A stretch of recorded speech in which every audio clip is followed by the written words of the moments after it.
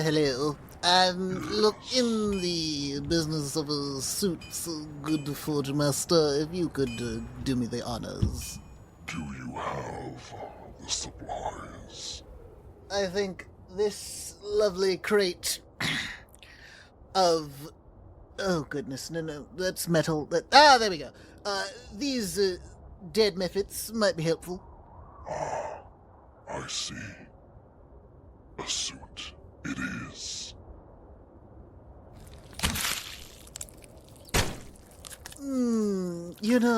I do need to make a statement. Skull epaulets it is.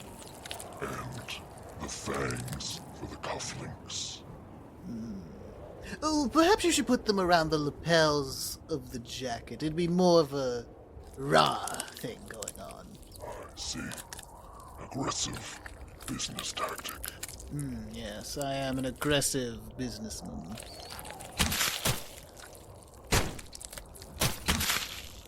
It is complete. The first hour, it will move a little, but it should be fine. It will unsettle my business opponents. I'm going to have some serious contract work today. Capitalism. Best of luck.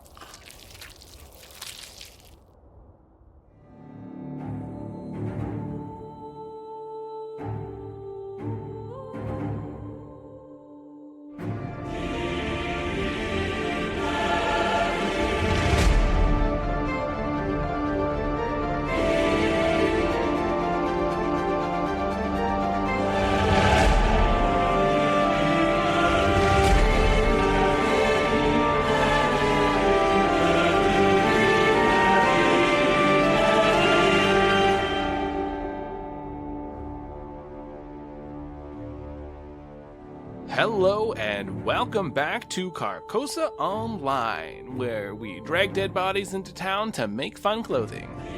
So before we hop into this very wholesome tale, let's go ahead and introduce ourselves round this virtual table. My name is Lucas, my pronouns are he, him, and I will be your GM for this evening. Marquise. Hi everybody, I'm Marquise, sometimes known as Party Time Online, your ex-boyfriend, don't worry about it. Catboy Magus, him, who is just really letting his feelings out there. He gets scared one time, Lucas, and now he has to go on a fucking character arc. I wasn't expecting this so early. That's right. Aubrey. Hello, I'm Aubrey. You can find me everywhere on the internet at Mad Queen Cosplay, and I play Nisla, your local gun instigator, who is now suddenly realizing what a freaking soap opera she's been a part of her the last few years with her partner. And Cassie. Hi everybody, I'm Cassie, also known as Awesome Hylian across social media. Yes, it is Hylian, not Hillian. This is canon. It has been said. I am playing Artillerian Monk Morrigan. We both go by she, her pronouns.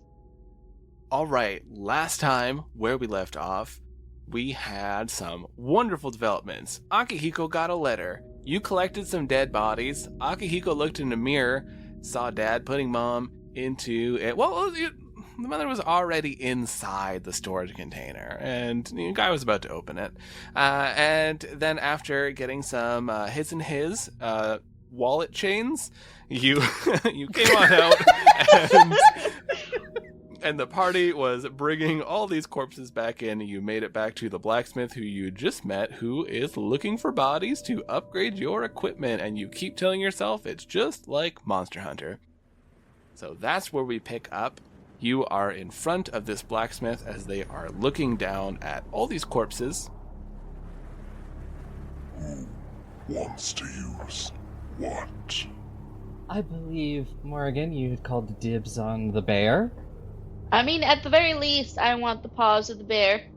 I just wanted a striking rune, just a little rune, just a simple little rune. Treat yourself. I don't know if we need dead things right now, and I don't really want elemental damage. I'm very flexible as a magus, so You're not as flexible. I want to see what I can do with holds up ice method, holds up pepper box. This. I see. I mean, if nobody else is going to use it, feel free to throw in some, like, bear maw in there. Dealer's choice. I will be using all of the bear. Now, give me your weapons you wish to be improved. We'll hand over the pepper box. Akihiko shakily hands over his staff. Here are my gloves. They use their tongue hand to take all these, as the hammer would make any sense. Click, clack. So you watch as they drag the bodies over to this anvil, and they take each of your items. First, they take the gloves. They set them down, and they're putting the bear paws like over them, like measuring them. You see they're all their eyes are watching, and they bring this hammer up and they splatter it down onto it. Like you just watch this blood just pour out. And as they keep hitting repeatedly onto the corpses, you're watching as all the blood is soaking in, energy is moving into these gloves. You're watching as they're glowing this red glow. They start shifting. You watch as these claws are starting to form out of the gloves, and they keep hammering into them, like and grunting and yelling as they're hitting, and then there's the flash. The bear is gone. There is just this bloody remains. They hand you gloves. And the gloves now will increase your unarmed strikes by 1 die. So if they were a D6, they're a D8. That means if you go into your stance 4, that was the, like increase it to a D8, that means it'll increase it to a D10. Damn. Okay. So now you should be able to hit things a little bit harder, and I should be able to throw things at you that are a little scarier. Is that just like an added feature, or does this replace? It's an added feature. And you have to have the gloves on in order to have this. So if, for whatever reason, you take the gloves off and you're just fighting, then you're back to just like your regular base stats. But while you have the gloves on, it'll give you this. Sweet. They take the pepper box. They drag over a couple of the mephits. And they start just crushing the mephits into, like, this light blue blood is just splattering out as they're hammering these mephits into the pepper box. The pepper box is not getting damaged at all. You really would expect it to crunch in with how the hammer is hitting it, but there is no issue as it starts to glow and shift, and you watch as these light blue runes are starting to glow and shift around on it. And now your pepper box has the same capabilities as the mephit breath weapon. That means it has a 1d4 recharge. That means every time you use it, you gotta roll a d4, and that's how many rounds it'll take to come back. But in the meantime, what the breath weapon does, it's a 15-foot cone that deals 1d6 cold damage, 1d6 piercing damage to each creature within the area. DC 17 reflex save. And your pepper box is now also +1, and the gloves, if they weren't +1, they are +1. You see Dan is excitedly jumping around and throws their sword onto the ground and is like barking a few times or dancing around a few of the ice mephits. They take the ice mephits and they start just like hitting them into this blade. And you watch, the blade already had runes like carved into it, and now they're flaring this light blue. It's just soaks in, and the blade itself takes on a bit of this light blue color. Hands the blade back to Dan, who is looking at it. They sniff it, they lick it a few times, and then they just pick it up and they trot off happy. And they take your staff, Akihiko. Mm-hmm. And you just wanted a striking rune? Mm-hmm. They walk on over to this cabinet. They use the tongue hands to pull it open.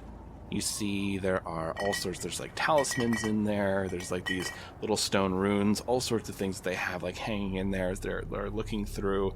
They take out one rock that has this rune just carved in. You notice that it's more dwarven based sigils as they bring it over to your staff, and they're carefully inlaying it onto there. And then they take this hammer and they slam it down, and you really expect your staff to just snap. And you watch as it just glows, and these dwarven runes start slowly appearing along the staff. Oh, okay. Well, it's not broken. I think we're good. I hand it over. just take the staff back and just like looks at it admiringly and just says, "Thank you, Forge, Matt, blacksmith. You're the blacksmith. Thank you, the blacksmith." I must get to packing. I have a long journey. Yes. Yes. We will patronize you again, good sir. But I have to ask, what do these gloves look like? What do you want them to look like? I don't know. I'm Okay, torn. I'm like, they could be like more bear paw-y now, or they could be like Wolverine-y. Let's say they probably lean more towards Wolverine, so like you can still use your hands, right? Yeah, because like the gloves were like finger gloves. If you have them like giant bear paws, then you're gonna have a hard time like lifting a cup or anything like that. That's true. But imagine a bird with giant bear paws. Yeah, like the boxing gloves or something. Person just throws their weapon down. They're like, nope. Yeah, I'd say like more Wolverine. Like the claws like kind of like extend over the fingers. You can retract them and get them to come out. Ooh, bone claws. Oh, that was very interesting. I haven't seen the blacksmith at work at some time since 2 days ago. Well, who was here 2 days ago? Oh, business people stop by quite a bit. Oh. Always business people. Very aggressive in their tactics. There's a firm, I believe, not far from here. Well, I would prefer to not be anywhere near aggressive business people. Yeah. They might capitalism all over us. Yeah. Then avoid the Brotherhood of the Enlightened Mind. Wait, that's not a cult? Is that just an MLM? I'm legally not allowed to say. Oh god, it's an MLM. We really have to deal with these people. Don't worry, though. Certain things have been banned from this world, such as the N of the FTs and the coins. Of the bits. There was one who tried to come through here not a day ago. Oh. What happened? What did they meet? They were forged. Oh. Things are banned, as I did say. Yeah. They got the real banhammer. They did. The hammer was brought down. Uh-huh. Mm-hmm. So, that's not a cult, right? Like, that tower, that's not a cult, that's just capitalists? I mean, kind of cult, but different. I'm afraid it's the same picture. I did They're gonna- ask the same thing, didn't I? Gonna try to sell me shitty leggings. See-through leggings. Wait a minute. Can I Hold offer on. you a bottled water? Please have a seat. Hold on. Marquise is, like, blanking. Why did we come here? To meet certain players so they could take us to the fortress, Dwarven Fortress. Mhm. Great. Let's do that. Let's go. We don't need to worry about a cult. Let's go to a Dwarven fortress. Yeah, that has some connection to our friend's new chest tattoo. Yes. Oh, very fun. I do love a good tattoo. Yeah, they'll show it to you if you ask. Or if you don't. So, should we just, like, let Loon catch up with us? That'll be fine. I'll tell Frank. They're the only one with a mouth in town.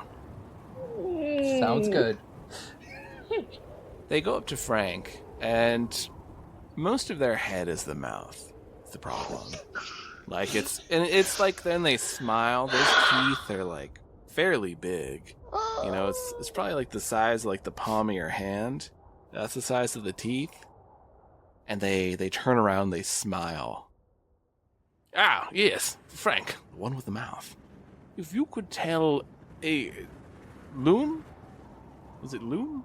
Yeah. Loon. Yes. Loon. Tell a Loon that we are heading out, and if they want to catch up, they can. We are taking the northern exit to the glowing caves. Sounds lovely. Do the caves actually glow, or is that just, like, oxymoronic? Oh, they glow. What do they glow with? Bioluminescent fungi. Are the fungi alive? Are they going to eat us? They're alive, and if you die, they will. Are there creatures in there that make a lot of clicking noises?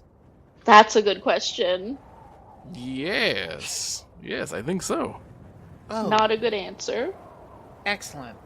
Well, I guess we head into the glowing caves. At least it won't be dark. We'll be able to see. That's a spirit. I can't help but think that Loon's glow-in-the-dark pants are going to be less than useful in the glowing caves. It'll be camouflage. He'll make it camouflage. Just the lower half will be camouflage. Well, he's also glowing, so he'll just blend in. Just like a floating shirt. Like, they're glowing the same as the rest of him, so you can't even tell.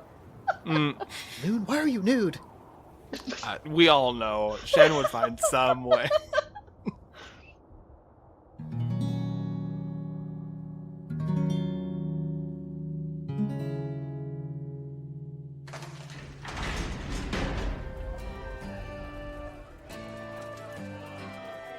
Greeting there, travelers, and welcome back to the Inn of the Seven Dice. It is me, your favorite innkeeper, Wingover Gimble, famous name Bad. And I hope you're all having a lovely day today.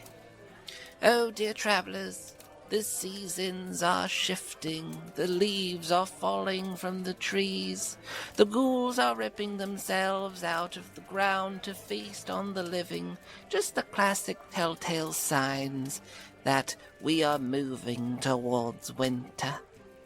I do hope you're taking care of yourselves and finding those warm, snuggly sweaters and making sure that you board up the windows at night so the creatures that normally would linger outside do not try to force their fingers underneath the windowsill and get their way in so they could eat everyone inside. You know how it is. And pumpkin spice, too, there's that. Oh, but dear travelers, it feels like forever since we last chatted. We've got some lovely messages coming in through the Spotify, as well as we have some people that are talking to us over on the Patreon. So, if you wish to chat with us and leave messages and all that good stuff, make sure you head on over to either one of these or wherever you listen to podcasts. If there's abilities to leave reviews, then please do so, because they do make us oh so happy. But here's something that we found on Spotify. This one's from Nico. Was the cursed headset part of a set with the cursed radio? You know what? I do believe in my heart of hearts that it was. You know, cursed headsets all around. People love to use those in their day-to-day. But the cursed radio I actually got from Cole's Shop of Oddities and Slightly Used Goods. You can find all sorts of things, and he kept telling me, oh, you want to look in the mirror, there's some stuff, it's just 5 gold. And I didn't want to. I know a mirror that is going to show me everything I need to see, but nothing that I want to see. And I was good, alright? I was already having a day. But then I saw the little radio, and it was playing some pretty good music, and, you know, I was starting to dance, and I was like, I think I'll take that one. And he said, the cursed radio. Not a lot of people wanted it. And I went, because you named it the cursed radio. But I was already, I already had my bin, and I was going to grab it, and I was like, and so I just bought the cursed radio, and now it's stuck here in the Inn of the Seven Dice, and I've never been able to get rid of it, no matter how hard I tried. We did hire a priest once, but he's inside the cursed radio, and I don't know how to get him out. That's fine, though. Speaking of which, let's go check out that cursed radio.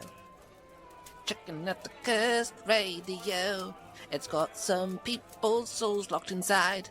I can't get them out, but they don't seem to be screaming, so it should be good.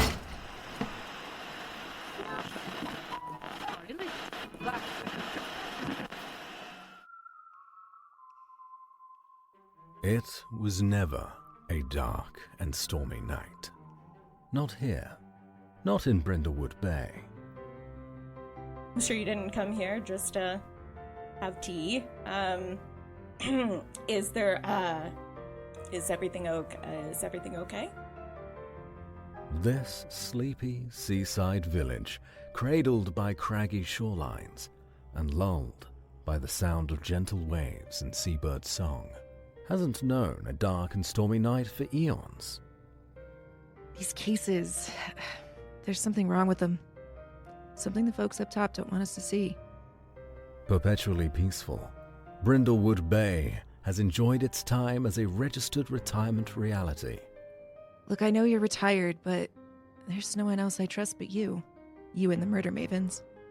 Flourishing, in a gentle sort of way, as a prized destination for those wanting a quiet place to rest, relax, and recuperate. Oh, Gordy, come on. Of course I'm interested. Of course I'm interested. Ay, Dios mío. I have been sitting on my culo for months right now. You know how difficult it is waiting for the next book to drop in the Golden Crown Mysteries series? It's so hard. I need something to do.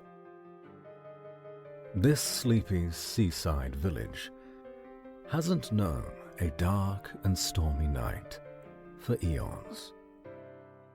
Where are you? Did you see that? Was there a thing? There's something that room's in a loop. It was never a dark and stormy night. Oh, shit. Immediately scrambles. Make sure that... Go time. Is it go time? It's go time. Not here. Not in Brindlewood Bay. I will find you. Oh, who doesn't love a good cursed radio ad? You can really feel it just underneath your fingernails, and no matter how much you look under there, see if there's something stuck, there's nothing there. That's the cursed radio for you. But dear travellers, we've been paying a lot of attention to the Patreons, so head on over there. You can watch videos and all that stuff for free, and it's where we leave a lot of updates on what's going on behind the scenes for Ballad of the Seven Dice. And Luke's has been posting a number of videos there, so do enjoy. But I don't wish to take up too much of your time, dear travellers. You are busy people after all in this economy. Until next time, dear travellers, I bid you all adieu.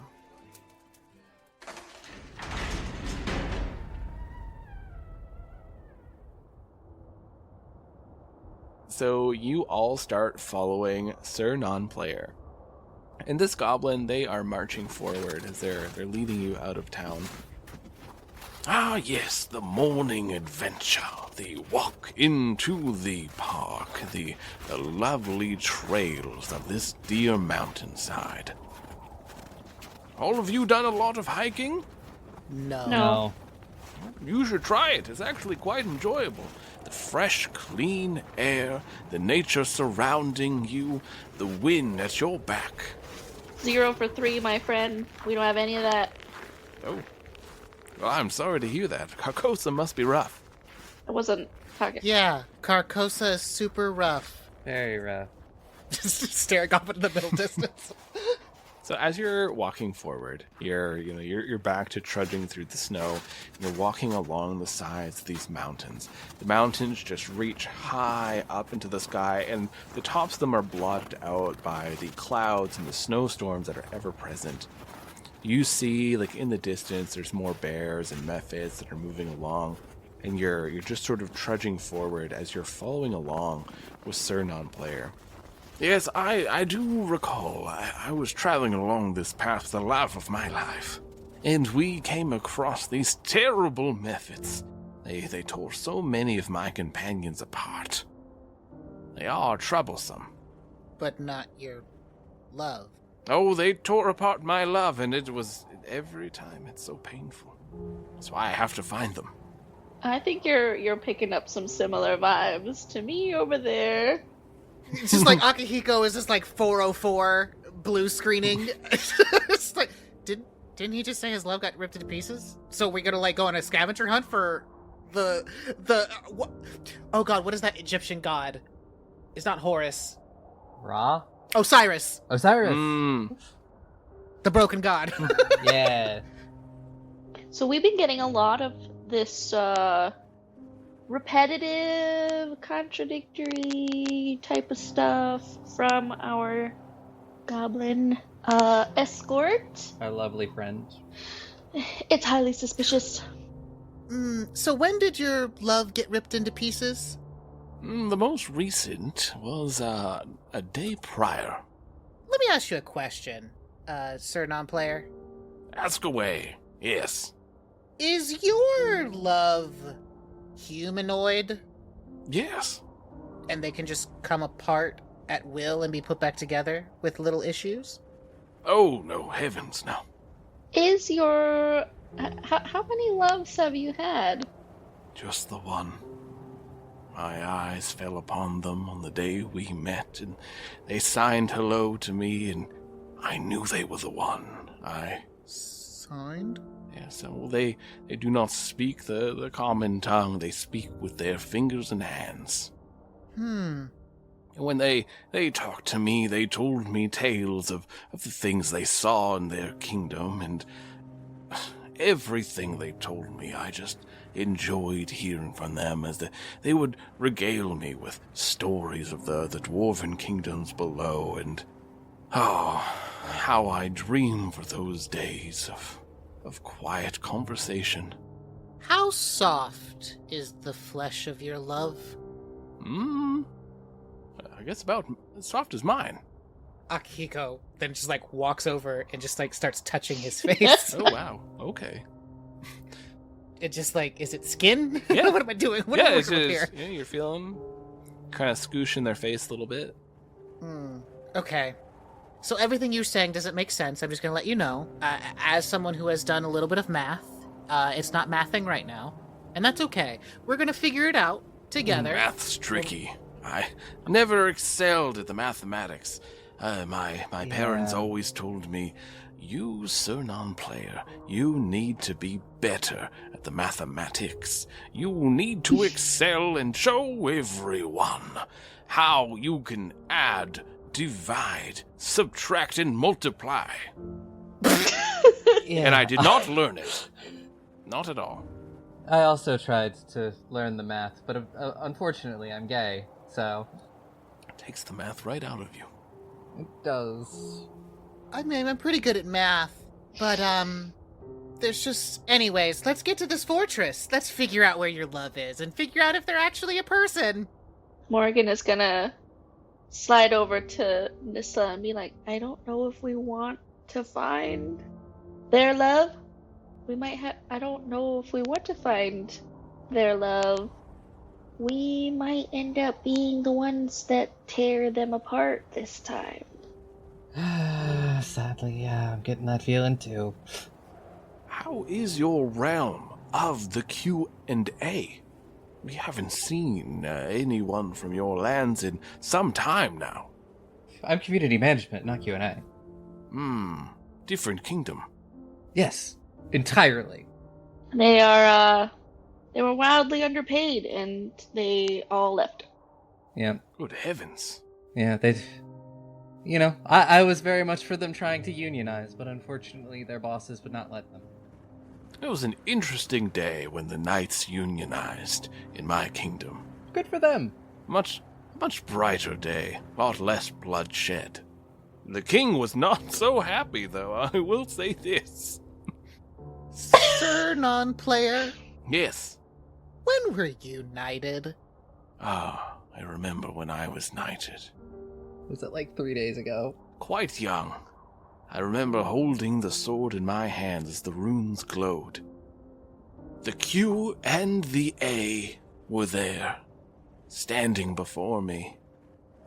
They stared at their clipboard and said, "You are Sir Non-Player." And they joined in celebration by laughing and high-fiving one another. It's a glorious day.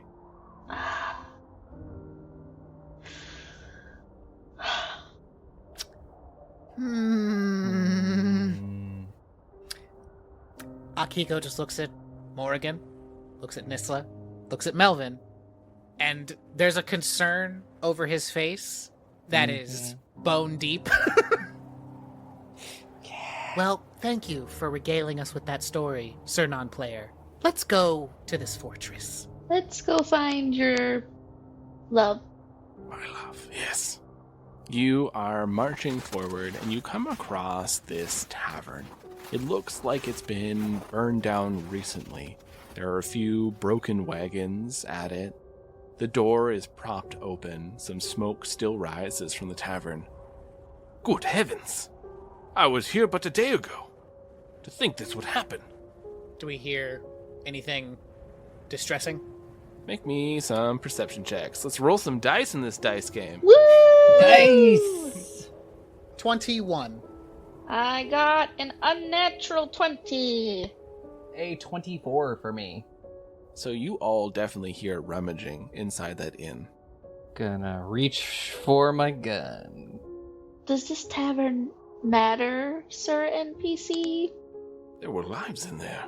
Of course, everything matters. When lives are at stake, the innocent, the proprietor, such a good person, full-faced. Totally. Are we staying here? Are we looking in there? Yeah, Akiko's just gonna look inside, see where this rummaging is coming from. I will be right behind. I'll just exasperatedly walk after you both. We'll just Scooby-Doo it around the corner. So you look in there, and looking inside the inn, there are all sorts of dead NPCs, guards, the innkeeper, waitstaff, and you see a halfling. They have this black cloak over their shoulders, hood pulled up. They're rummaging through some things. They have a player tag above their head. It says, Garot, he, him. And they are covered in blood. Hey, bud. Huh? What you doing? Oh. Players. Huh. I'm just looting. Did you kill all these people? Yeah. They're just NPCs, it doesn't matter. So... Sure, but that's usually, like, the first sign of, like, psychopathic behavior, and I feel like you're probably gonna be, like, real close to turning on people soon. This is a video game. Are you okay? Sure, but we could also die. I also want to ask you that same question. Yeah. Are you okay? Listen, I'm trying to get the hell out of this game. So I'm taking all the resources I can. I'm not gonna sit here and play a house with a bunch of pieces of code, okay? Yeah, but what could he even have? Quite a bit of gold. You could play house with, like, real people then. Yeah. I have a guild. Really? What's your guild? Do they know you're here? Does it, like, have... Is this like a normal MMO where it says, like, player name and then guild name underneath it? You have seen, like, guilds pop up, and usually, like, there's, like, a symbol for, like, a guild that's by their name, and you don't see a symbol for a guild. Feels like you're just lying to lie. And, like, you already murdered all these people, so you don't need to really do that, I guess. Odd line to draw. Why would I lie? I don't know. What? I'm not lying. Then what guild are you in? We're not registered. Not yet. Yeah, but you still gotta have a name. I'm sure you'll see us soon. Yeah. Can I ask you a question? Are your guild members kind of like you in the head? Beautiful? Smart-minded? Yeah. Fucked up? Probably really close to a psychopathic rampage? I get it. You're here. It's a fun fantasy world. You're living out your power fantasy, that kind of stuff. It's fine. Fun fantasy world? Projection! I'm just here to get out. I got things to do in Seattle. I don't have time for Carcosa. Like, I don't know, stick up some poor minimum wage worker in a gas station? Okay. Okay. You know, I'm just gonna ask that you leave, because you already done pissed me off. I lost a lot of friends in here, and if you think that whatever bullshit you're going through is anywhere close to that emotional trauma, I'm gonna need you to get a fucking grip. Akihiko, huh? Yeah, Garot. Okay. Be seeing you all. Oh, I hope you do, because when you do, my staff will be up your ass. So they march past. And you watch as Sir NPC rushes past them and kneels by the innkeeper. Good heavens. Who could do such a terrible thing? That guy. That guy. What person? Did you not see the small, angry little man that just left? I saw no such person. You were all speaking to the air. That's concerning. That's very concerning. Mm-hmm. Suddenly, everything that he said seems more ominous. Listen, if he shows back up, like I said, we just open up a mighty can of whoop ass for him and his friends. Yeah, but we can't kill them. No, of course not. Okay, we can't kill them, but we can make them hurt. Yeah, okay, I'm fine with that. Like, we could... You put someone into unconsciousness, but, because the game has death saving throws. Yeah. You do that, and then I just slap a bandage on them to stabilize them, so they're gonna just have about 8 hours of laying there to think about their life choices. I like that. That sounds fun. And also, I will update Smiley about some of this stuff, because this is concerning. And if not player, forged. Yeah. Just saying, it's a. Oh man, solution. could I get Garrot put into my staff?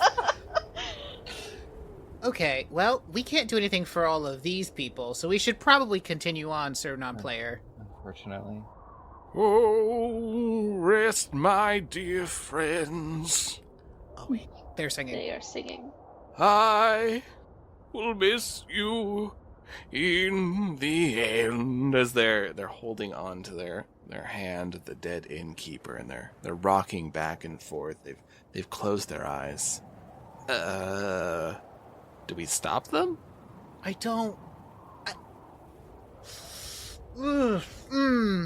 Okay, we'll give them 60 seconds. After 60 seconds of song, we stop them. That seems reasonable. So they sing, and you feel right about where the song's about to loop. And Akihiko just hand on the face.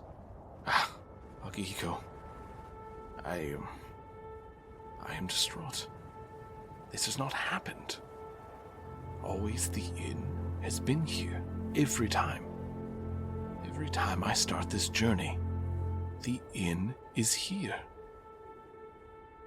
Why? Sir Non-Player, unfortunately, I think this may be the last time you start this journey. But what about my love? They perished. I have to start the journey again, because then I have them again. I need the journey. Sir Non-Player, I think it's time for a new one. But let's finish this one that we're on. I must carry on. Sad. To both Nisla and Morrigan, I think, you just see a bit of recognition on Akihiko's face as he messages both of you, because I have that spell. He sends a message to both of you. This is just an escort quest. This is just a broken escort quest. Yeah. Akihiko keeps a hand on the shoulder of Sir Non-Player as they just kind of walk out and along the path. I have completed this journey many times. Q and the A had walked alongside me. There was always variations, issues, obstacles. But we always completed the journey. And I got to see them again. We had another night. journey was worth it every time. No matter how many times I fell to the blades of the enemy. I cannot let this journey be the last because I do not wish for that to be the last moment I had with them. A scream, pain, and loss will not be our goodbye. Certain player. Sometimes that is all you get. Yeah. Is a scream and a loss and no goodbyes. Yeah. No, we will not have it. No, we will carry on this journey. We will find them. We will make it to the end. We will make it to the end, this journey. We will. They adjust their equipment, and they take a deep breath as they wipe away a few tears and start marching forward. Marching behind? Yeah, Yep. carry on.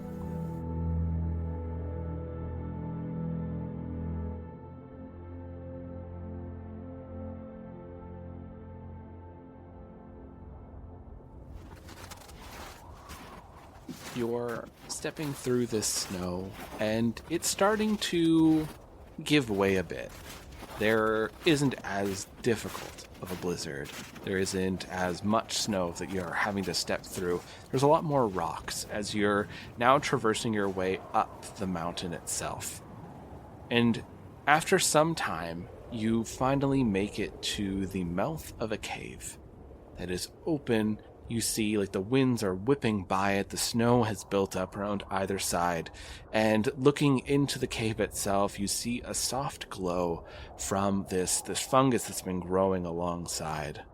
Here we are, the glowing caves. Okay. Now, I will warn you, these caves themselves can be quite treacherous, a little bit dangerous, if you catch my meaning. Do be careful. Understood. Understood. Yes. Who here has the best survival? Survival is one of the 4 skills I am not trained in. Yes, I have none. Well, looks like we're just gonna try our damnedest. Hey, Melvin, are you trained in survival? Kind of. A little bit. I can help. Probably doing better than us. Melvin, you're trained in survival? I'm a bard. I can do a lot of stuff. I'm sorry, I forgot about that. A little bit of a jack of all trades. Kind of like real life. I know how to change a tire. I know how to program a computer a little bit. I know how to get a sweet deal on your internet connection. But I don't know how to get more funding for my principal. That's okay. Maybe your principal just doesn't find all of those random things you can do really cool. Well, there's not a lot of money in education. It is a little tricky. I hear that a lot. Do we want to figure out what our marching order is? Yeah, I have dark vision of 60 feet. I don't know about anybody else. I think I also have dark vision. Yeah, I do, because I am dwarf and elf. Nice. I'll go first, because I'm a melee person. Morgan, if you want to be behind. Actually, The ceiling. What's the ceiling situation like? So in here, the ceiling goes up quite a ways. It's probably about like 15 to 20 feet up.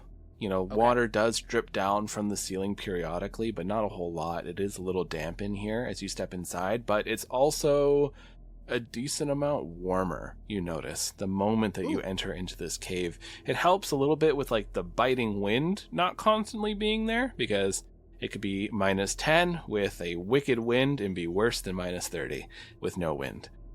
So you are looking into this cave with the wind gone, and like it's just naturally a little bit warmer in here. You are seeing like water drip down from the stalactites, and you see further up ahead, it opens up into this chamber. You see there are like little mushrooms that are growing in this chamber itself. And on the far side, as you're sort of like looking in, it looks like there's something that's buried under quite a bit of mushrooms. Oh. I'll go first. Morgan, if you want to go behind me, because you can just fly over whenever you need to get to going. Dan, Nisla, Melvin. That works. Okay. We just start marching forward. And let's go find out, about this thing that's buried under some mushrooms. Entering into this room, everyone please make me perception checks. 18. That is a nat 20 for a 29. Ooh. 23 for me? This was a pretty hard one to see. Nisla and Morgan, you are looking over in the corner. You do see there is what appears to be a chest that is buried underneath like all these fungal growths. In front of this chest, you do see there is a pressure plate that has been very well hidden. There's a chest over there, but it does appear to be trapped. Which of us is trained in thievery? That would be me. Go get him, Catboy. Heading over to the chest, Gordon pops out of one of the sleeves in order to give me help on a thievery check. All right. It's 21.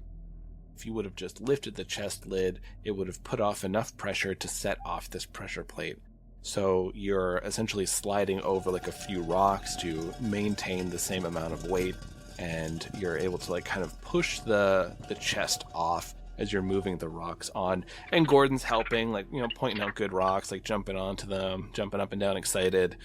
You manage to get the chest off to the side. The chest itself isn't locked, so with just a bit of a heave and like pushing off like all these mushrooms off of it, you lift the lid of the chest. Inside, you see there is a crown that is made of coral and inlaid with these set of pearls. It looks quite expensive. I'm gonna cast Detect Magic. Is the thing magical? Yeah, there's some traces of magic. Okay. Ooh, how delightful. Look at that. I believe that's new. Slightly concerning. Oh, adventure. It always has such wondrous things to discover, wouldn't you say? It depends. I think we can spend a few minutes with it and figure out what it is if we want to, or we could just push on and figure out what it is later. Oh, I'm gonna use Read Aura, which will let me know, obviously, if it's magical, but learn the school of magic. You are looking at it, and it is abjuration. Ooh. So protection. Akihiko will pick it up. Just say that to everyone. Well, it is something defensive. Do we just hold on to it, or we try it out? I mean, could roll an Arcana check, see if we can identify it. I have a +9 to Arcana. Ooh. Time for the instigator part of the gunstigator. Yep. So it's gonna be a 27, because I rolled a 18. Nice. You are looking at this crown. You see, like, the pearls that are inlaid as you're handing it over, looking through. You see that there's inscriptions that are made in the inside, and it's in this old goblin. What you're gathering is that this crown allows you to perceive around yourself, not just where you are, and so it gives you kind of like a protection from anyone trying to surprise you or ambush you. These pearls almost function like mirrors, like you can almost see from them.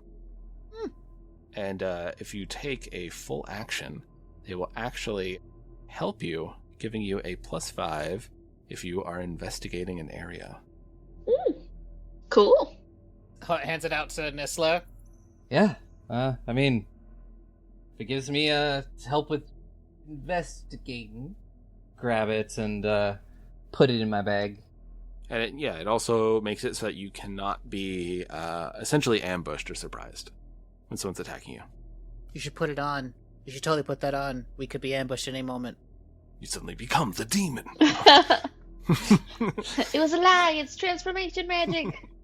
Oh no! Well, looking in this room, it doesn't seem like there's much else to be gained. There's a lot of these mushrooms, though, and they are glowing themselves as well. Just a quick nature check, just to try to see what anything about these little mushrooms. Sure. Little shroomies. 13. That's the best I got. So, obviously they have bioluminescent purposes, but you at least know they are non-poisonous. If you wanted to eat them, you wouldn't have any issues. It seems like they're in somewhat like the same family as like the fungus that's growing in the wall, just like a slight variation, and which also leads you to believe that the fungus too is also non-poisonous. Okay. Good to know. But I'm not going to eat the thing that's glowing. Come on. I don't want to turn into Loon. Loon We can give it to would. Loon. Loon would eat Loon it. definitely would. Akihiko will take the party forward Mhm. and hopefully not die. Yeah. So as you enter into the death room, so as you enter into this next cave, you immediately hear chittering. Ugh. Chittering everywhere. But it's not coming from the sides. It's not coming from below. It's all above you.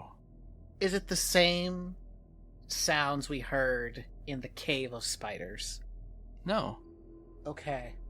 Akihiko is just going to look up and squint and try to see what he sees. You bring your gaze upward. You slowly are looking up between these stalactites that are reaching down, dripping water. And you see hundreds and hundreds of bats, glowing red eyes. And in the center of all these bats are two very, very large bats. And they begin to hiss. That's where we'll end this one. Undo it! Undo it! Undo it! Control Z!